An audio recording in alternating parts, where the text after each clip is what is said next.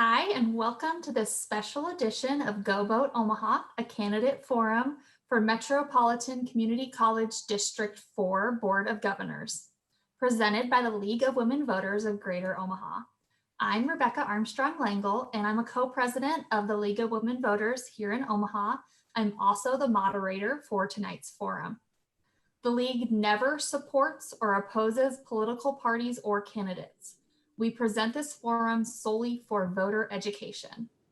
The format is as follows. Each candidate will get 1 minute opening statement, followed by questions prepared by League members. Each candidate will answer every question and will have up to 90 seconds to answer. Following the questions, each candidate will have a 2-minute closing statement, and we will alternate speaking order throughout the forum. Our timekeeper, Candid Villard, who is also our league administrator, will signal candidates when they have 30 seconds of time remaining and when to stop speaking. Before the forum, the candidates flipped a coin to determine the initial speaking order. I will introduce them now in that order. There are 2 candidates running for the Metro Community College Board of Governors position, and they are Zach Reinhardt and Christopher Costello. Zach, Mr. Reinhardt, you are first with your opening statement. Thank you, Rebecca, and the rest of the League of Women Voters for hosting this forum and for the 100-year history of educating and informing voters. And thank you to those of you watching this forum for educating yourselves on the candidates in this race. I'm running for the MCC Board of Governors because I believe the ladder of success should reach everyone, regardless of their income, what zip code they live in, or whether their parents went to college. And I know that MCC does a great job of getting that opportunity to everyone in our community. Let me be very clear. I'm not running because I think MCC is broken or needs fixing.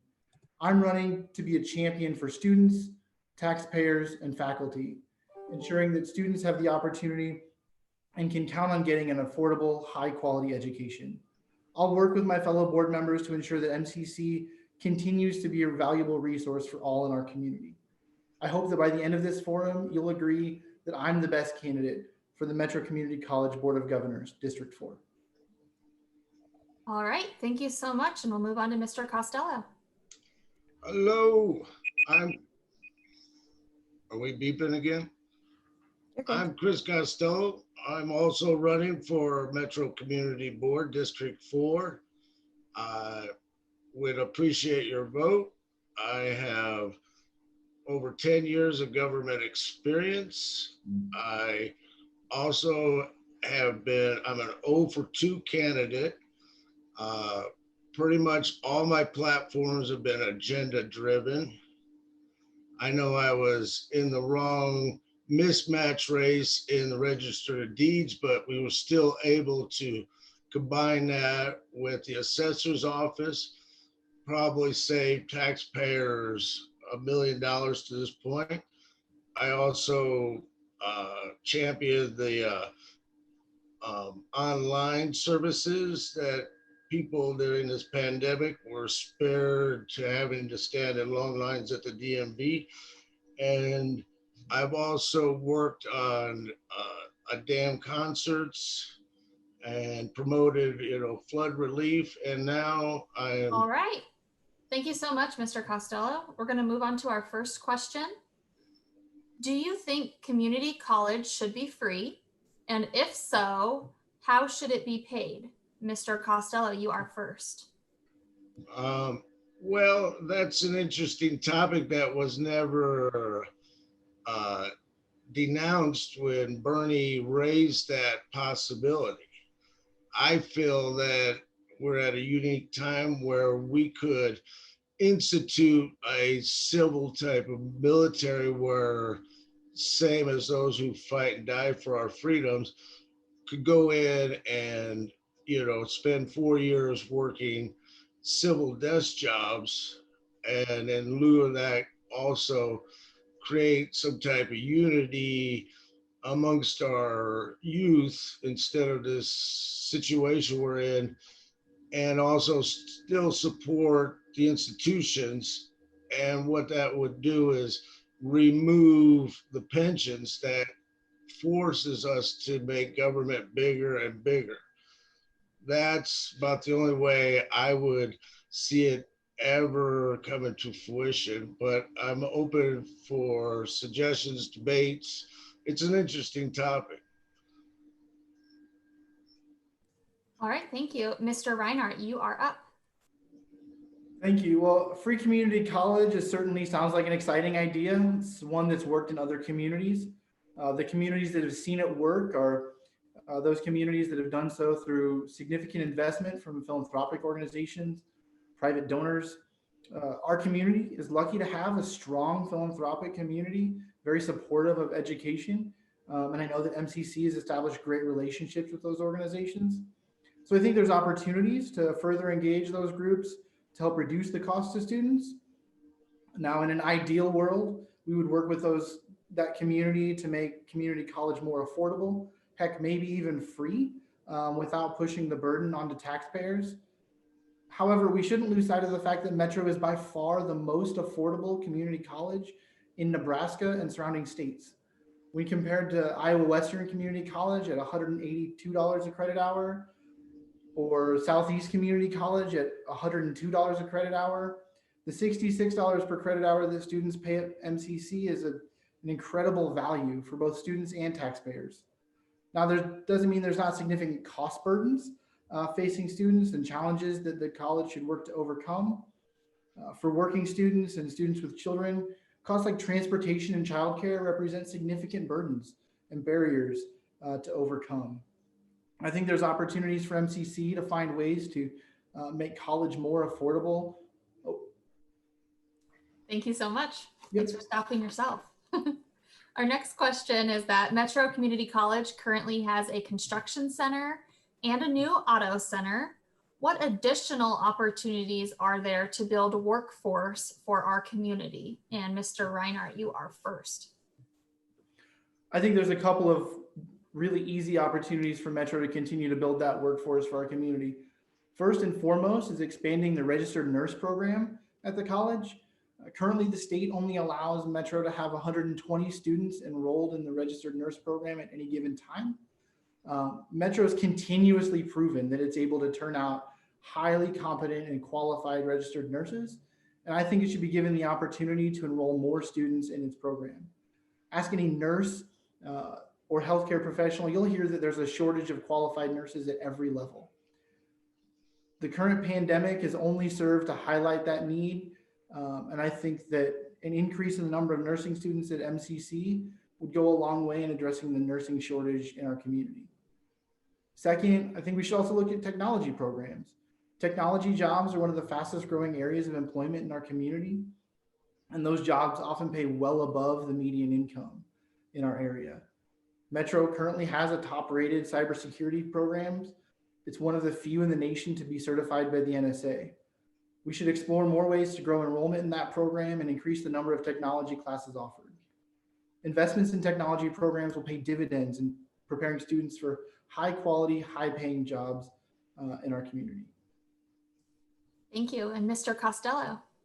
Well, I really love this question. It was the impetus of why I selected to want to be on the board, and that is my entrepreneurship of bringing a green energy water park and the jobs, desirable jobs along with it. I think that, through this group thing of social media, like what we're doing now, the idea or the problem with riverfront property is that there is not a draw. We're not use the river, but the rivers are getting polluted. So I really think that, I've been told by the powers that be that you got to go to UNL or UNO, but I really think, Metro has and is headed that direction. And I think there's all kinds of opportunities to use a lot of old technology that's been, improved immense, that can make these things run. We can clean the rivers, have fun, and get jobs to people.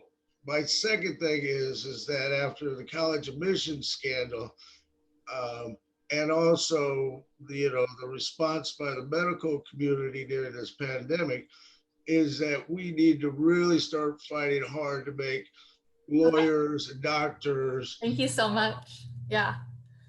All right. Now our next question is, according to racialequitytools.org, structural racism in the United States is the normalization and legitimization of an array of dynamics, historical, cultural, institutional, and interpersonal, that routinely advantage whites while producing cumulative and chronic adverse outcomes for people of color. Do you believe Metropolitan Community College needs to deal with structural racism? And if so, how should they do it? Mr. Costello, you are first. Another excellent question. I think that we're still in the throes of like the Franklin cover-up. I don't think that we realize the damage that we did to the Black or the minority communities by pilfering and stealing that bank, until it dissolved. And my hope, it's like you can go to UNO and be a marine biologist and they'll give you $100,000 loan. But if you say you want to start a business, nobody will talk to you. And that's the problem. I mean, all that goes away. The resentment, all that type of stuff goes away when we actually give people an opportunity to make it on their own. Because you get rid of racism, you still have greed and envy. And those will always be with us no matter how integrated we are.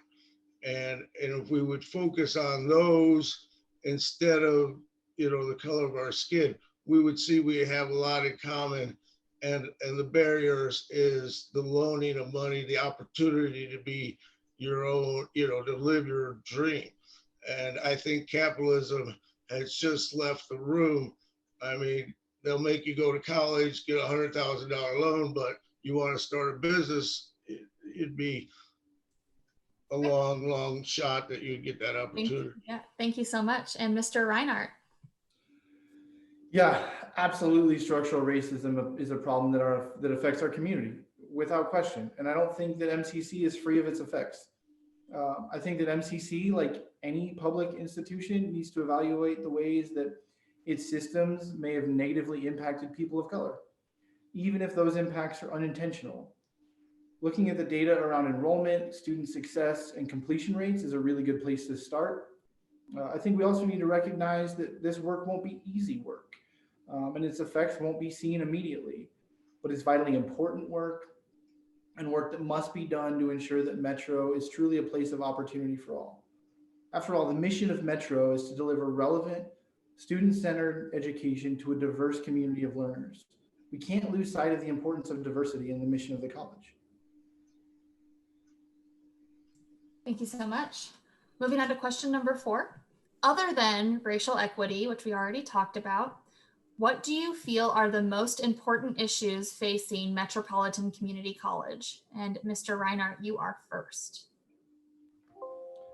Yeah, I think keeping Metro affordable is the biggest priority for the college. Because of the way that MCC is funded, affordability will always be an important issue for the college and one that I'll work hard to address as a member of the board. We've got to work together to find ways to keep rising education costs from being passed on to students, because every increase in tuition moves that education further from the folks that need it the most. Taxpayers in our community get an incredible value for their tax dollars, and I think that's in large part due to the board's and college's leadership around financial decisions. I think another important issue facing the college is continuing the leadership and legacy of Randy Schmazel, the current president of the college. In coming years, the board will likely be tasked with selecting Randy's successor, and it's not going to be easy to fill his shoes.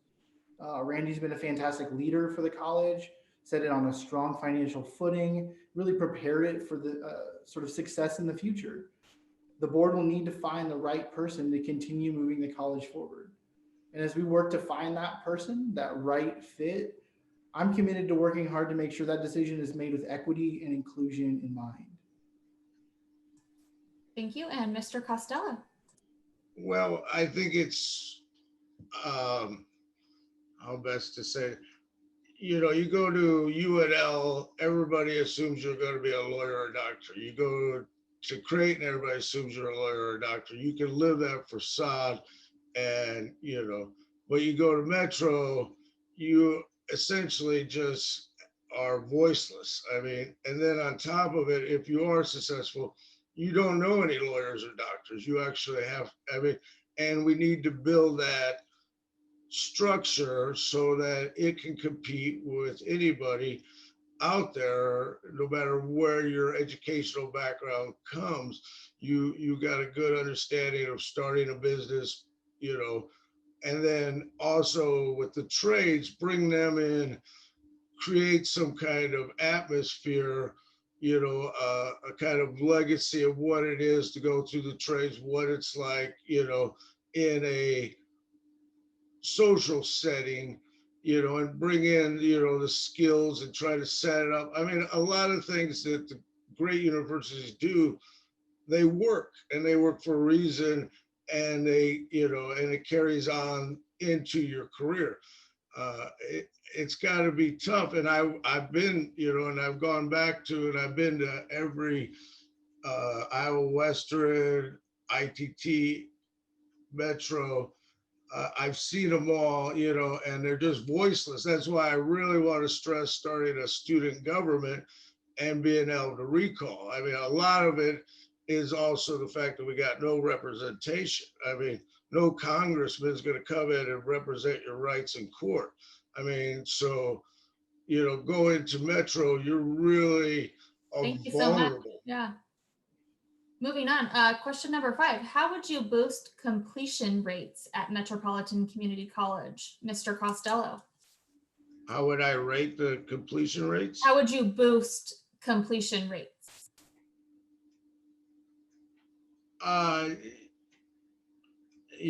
That's something I would have to kind of get in there and see what you're particularly talking. Are you talking about people making it through the trades? I mean, essentially, you go into one of these trades and you show you got a master, the completion, it becomes kind of null and void. You're really looking for an employer to pay for. I mean, Metro's offering a huge service. I mean, you're giving mechanics with all, fine-tuned mechanics. You're not, you can put them in and they can compete with the best of your employees.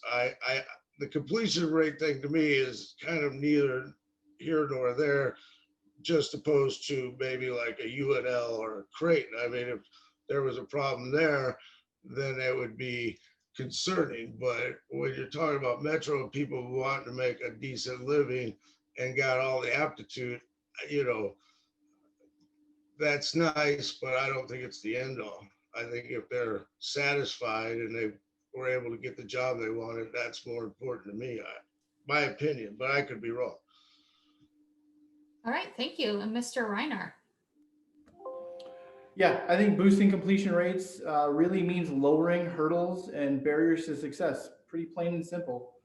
I'm going to work hard to implement and identify the impediments to student success, find ways to empower students to overcome those challenges and complete their education. The board recently developed a supplemental food program, which I think was obviously a step in the right direction. In addition to food insecurity, I think another issue that students face is access to quality childcare and affordable childcare for their kids.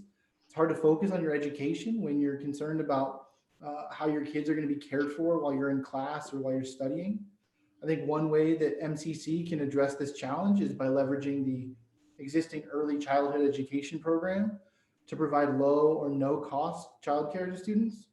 So students in the early childhood education program would get the benefit of real world experience, and students in other programs would get the benefit of accessible, high quality childcare. Really be a win-win for everybody. Funding an initiative like that is obviously important, and I think I'd go back to my earlier comment, reaching out and working with philanthropic organizations. to find creative ways to fund a program like that.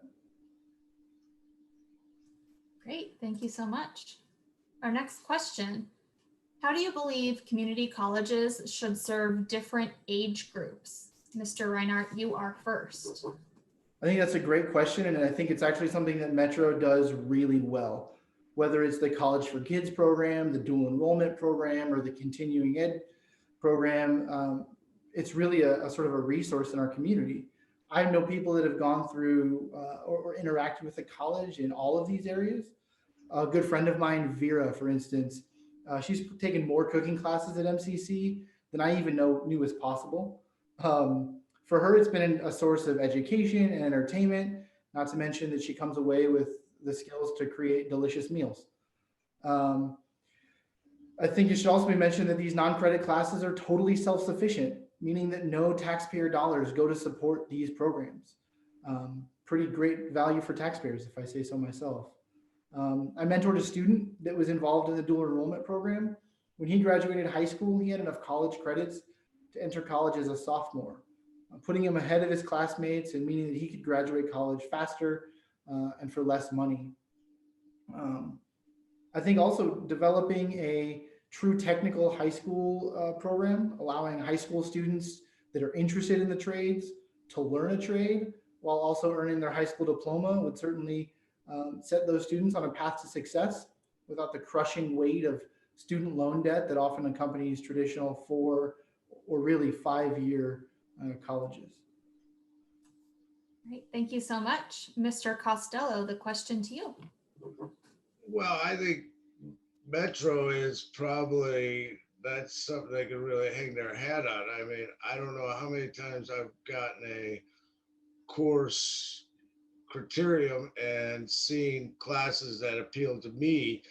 And, you know, that's a beautiful thing. I mean, that's what we're missing is a lot of these factory jobs where we had the factory there to go to be able to, you know, put your stereo in. But now you can take a class and pretty much get the same thing accomplished, and all kinds of, you know, from cooking and all that. To me, I think it's just wonderful, and I hope to see more of it and more people become masters of certain things, and you know, those that are in those fields, you know, really, I'm hoping to build a progressive where we really get behind products that are marketable and get them to the market, and everybody kind of, you know, goes up that step ladder. I think so much. I mean, like take the fashion. You know, I think it's a small step to be able to start manufacturing and putting that stuff on the market, and becoming a business. You know, and hopefully those things sell, and then the next person that Thank comes. you so much for that answer.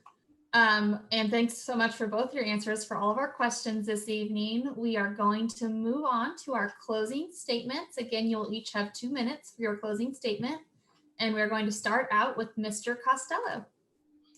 Well, thank you very much. Like I said, I'm 0 for 2 candidate, you know, and it's a big thing to go through. And, you know, this is a volunteer, you know, we're not talking about 6-figure jobs. So nobody's a loser. I mean, you know, I feel the excitement.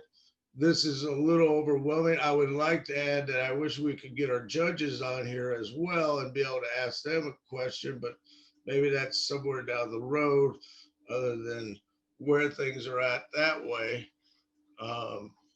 Like I said, I want to start a student body, be able to, you know, have an effective voice within the community instead of just, this is the way it is, you know, this is a democracy built to govern ourselves, and how much we want to govern ourselves depends on how well we organize and represent ourselves and do things in a civil manner that produce change. I mean, I think that a lot of the solutions are roads to nowhere.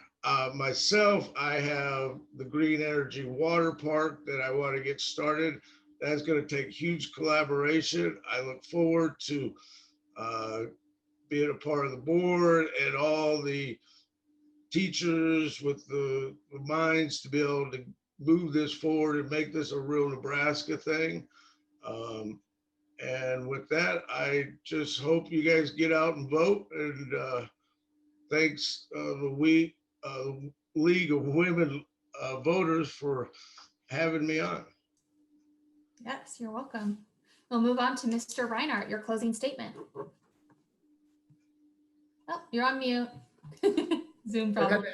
Had to happen at one point today, right? I want to close by thanking again the League of Women Voters for hosting this forum. Thanking my opponent, Christopher Costello, for participating in this as well. I'm running for the MCC board because I've experienced firsthand the benefits the college brings to people's lives. My wife, Melissa, a NICU nurse at the Med Center, took all of her prerequisites for nursing school at Metro. And I know those classes prepared her for the rigors of nursing school and ultimately helped make her the excellent nurse she is today.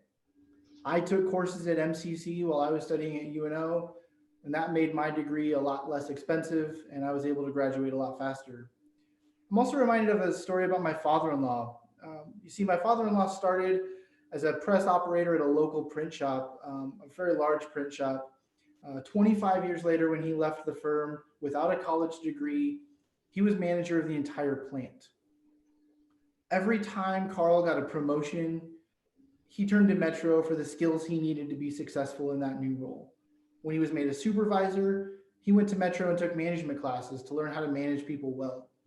When he was made manager of his entire department, he took economics and accounting courses to learn how the success of his department benefited the entire company. See, Metro was there with classes to help him to succeed every time there was a gap in his skills. His success rippled through the lives of my family, or of his family, and in turn into my life. In addition to my experience with the college, I've also proven myself as a community-minded leader, volunteering, serving on community boards and committees, president of a nonprofit board. I've really proven myself as a community-focused leader. I'll work hard as a member of the MCC board to ensure Metro remains a valuable resource, affordable for both students and taxpayers. I hope you'll cast your vote for me. Thank you so much to both of you for joining us tonight. This really is, I know you talked about it, Mr. Costello, just running is a big commitment. So I really thank you for both your time and dedication to our community. This concludes our forum for Metropolitan Community College District 4 Board of Governors. The League thanks both of you for participating. For the League of Women Voters of Greater Omaha, I'm Rebecca Armstrong Langle, reminding you to inform yourself about the issues and candidates. And you can do that at vote411.org or at our league website at lwvgo.org, where you can read about all the candidates on your ballot. Get your ballots in to the election commissioner before November 3rd. Keep in mind there are drop boxes throughout the county if you do not want to put them in the mail. By mail or on election day, Tuesday, November 3rd, please make sure that you go vote Omaha. Thank you so much. Thank you. Thank you.